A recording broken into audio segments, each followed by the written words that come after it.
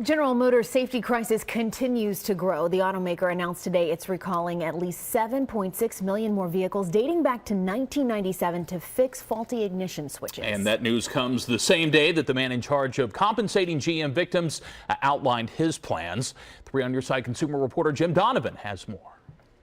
Kenneth Feinberg is the attorney hired by GM to run the company's victim compensation program. Money is a pretty poor substitute for loss. You could give people 20, 30, 50 million. It's a pretty poor substitute. Possible payouts involving deaths and injuries related to faulty ignition switches will depend on a victim's age, employment, and family size. A 25-year-old, married, 2 children, earning $46,400 a year. $4 million.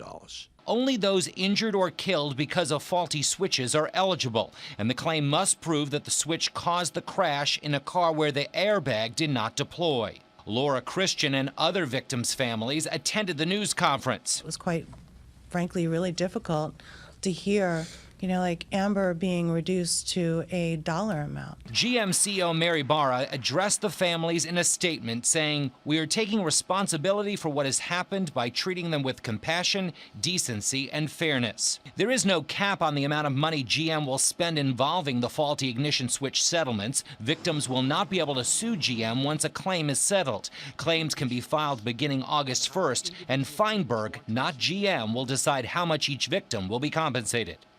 Now, if proven that a GM car had an ignition problem that resulted in a crash, the driver of the car, as well as its passengers, pedestrians, and even those in a second vehicle involved in the crash, can all file claims. And Feinberg's very familiar with this. He dealt with the 9/11 Victims Compensation Fund, the Boston Marathon. So, I mean, he's used to trying to do the numbers here. Yeah. Right.